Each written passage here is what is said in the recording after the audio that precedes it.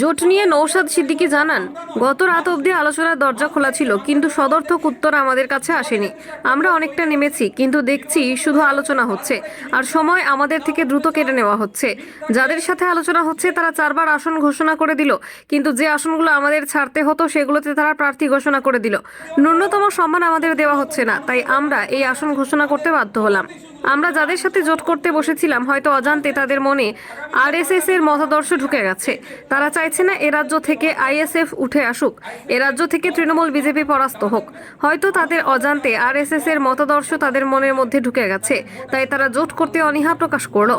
দেখুন, গত রাত পর্যন্ত আমরা আলোচনার দরজা খুলে রেখেছিলাম। ডেডলাইন কিন্তু আমাদের পক্ষ থেকে একাধিকবার দেওয়া হয়েছে, কিন্তু দুঃখের বিষয় সেই সদর্থক উত্তর আমাদের কাছে আসেনি। ওই 2, 3, 4 ম্যাক্সিমাম অব্দি এসেছিল। আমরা নামতে নামতে কিন্তু অনেকটা নেমেছিলাম।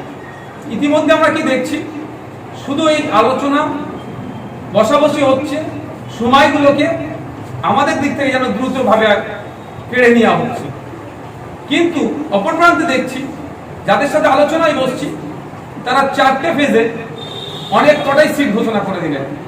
ফলে আমাদের যে সিটগুলোকে টার্গেটেড সিট, হয়তো জোটের স্বার্থে সেগুলো ছাড়তে হবে, সেই ভেবে কিন্তু আমরা ঘোষণা করিনি।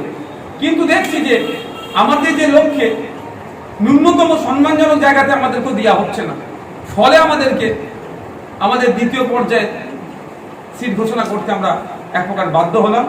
কিন্তু আমরা অনেক চেষ্টা করেছিলাম পশ্চিমবাংলা থেকে যে বিরোধী ভোটগুলো আছে সবটাই ঐক্যবদ্ধ হয়ে একটা ঘরে পড়ুক, সেটা লেফট ফ্রন্ট, আইএসএফ, কংগ্রেসের ভাটটাতে পড়ুক এবং বিজেপি এবং তৃণমূলকে শূন্য হাতে আমরা ফেরাই। কিন্তু দুঃখের বিষয়, আমরা আমাদের সর্বোচ্চ চেষ্টা করলেও আমি আবারও বলতে বাধ্য হচ্ছি, জানি না যাদের সাথে আমরা জোট করতে বসেছিলাম বা কংগ্রেসের মধ্যে হয়তো তার অজান্তেই আরএসএস এর মতাদর্শ হয়তো কারো মনের মধ্যে হয়তো ঢুকে গিয়েছে। তারা চাইছে না পশ্চিমবাংলা থেকে আইএসএফ বা পিছিয়ে বর্গের কোনো দল উঠে আসুক বা এই ঐক্যবদ্ধ জোট হোক, পশ্চিমবাংলায় তৃণমূল বিজেপি পরাস্ত হোক। তাদের অজান্ত আরএসএস এর মতাদর্শ তাদের মধ্যে ঢুকে গিয়েছে, তারা জোটটা করতে অনীহা প্রকাশ করলো। আপনি দাঁড়ালে কি লড়াই জোরদার হতো? দল যা ঘোষণা করেছে তারপর আর কোনো প্রশ্ন থাকে না। কিন্তু আমারও আবেগ আছে, কিন্তু নওশাদের জন্য আইএসএফ নয়, আইএসএফ এর জন্য নওশাদ। এখানে একটা সিস্টেম আছে, সেটাই প্রাধান্য। দল যা সিদ্ধান্ত নিয়েছেন তা নিশ্চয়ই আমার ভালোর জন্যই নিয়েছে। যে লক্ষ্যে আমাকে দল অব্যাহতি দিয়েছে সেটা মাথায় রেখে বিভিন্ন জায়গায় প্রচার করে প্রার্থীকে সংসদে পাঠানোই আমার প্রধান লক্ষ্য হবে। যে দল পার্টি চেয়ারম্যানের কথায় গুরুত্ব দেয় না, সেই দলের ভবিষ্যৎ কি? আমার মনে হয় এই বার্তা দলের সমস্ত নিচু স্তর অব্দি পৌঁছাবে। চেয়ারম্যানের ইচ্ছের থেকে দলের ইচ্ছে বড়। আপনি দাঁড়ালে কি লড়াইটা জোরদার হতো না? সেটা তো আমি আগেই বলেছিলাম, যখন আমার দল যে ঘোষণা করেছেন তার উপর আমার কোনো প্রশ্ন থাকে না। তবে একটা কথা বলতে আমি বাধ্য হচ্ছি, আমাদের ওয়ার্কিং প্রেসিডেন্ট আছে, স্টেট অফিস সেক্রেটারি আছে, আমিও কিন্তু রক্ত মাংসের তৈরি, আমার আবেগ আছে, সব আছে। কিন্তু নওশাদের আইএসএফ এর জন্য নওশাদের জন্য আইএসএফ নয়। বাধ্যবাধকতা আছে, সিস্টেম আছে, ডেমোক্রেসি আছে, সেটাকে আমরা প্রাধান্য দেবো।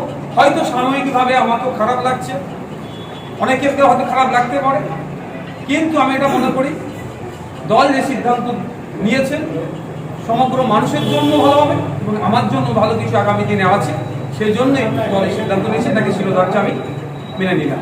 লোকসভার নজর কি ডায়মন্ড হারবারের দিকেই থাকবে আপনার? শুধু ডায়মন্ড হারবার নয়, যে লক্ষ্যে আমাকে ওই লড়াই থেকে অব্যাহতি দিয়েছে সেই লক্ষ্য যাতে আমি পূরণ করতে পারি। দলের যেখানে যেখানে প্রার্থী দেওয়া হয়েছে বা আগামী দিনে দেওয়া হবে সেখানে সম্পূর্ণ এফার্ট দিয়ে আমি যাতে লড়াই করতে পারি, মানুষকে যাতে কনভিন্স করাতে পারি, আমাদের দলের তথা বিজেপি তৃণমূলের বিরুদ্ধে যে ভোটগুলো আছে আমাদের দলে যাতে বেশি করে আনতে পারি, তাদেরকে জিতিয়ে পার্লামেন্টে পাঠানোর যদি আমি একটা কারিগর হতে পারি তাহলে নিজেকে ধন্য মনে করব। ঋতুপর্ণা কোলের রিপোর্ট, বেঙ্গল আনলিমিটেড। রয়েছে আরো খবর, আর এই খবরের আপডেট পেতে আপনারা সাবস্ক্রাইব করুন এই চ্যানেলটিকে।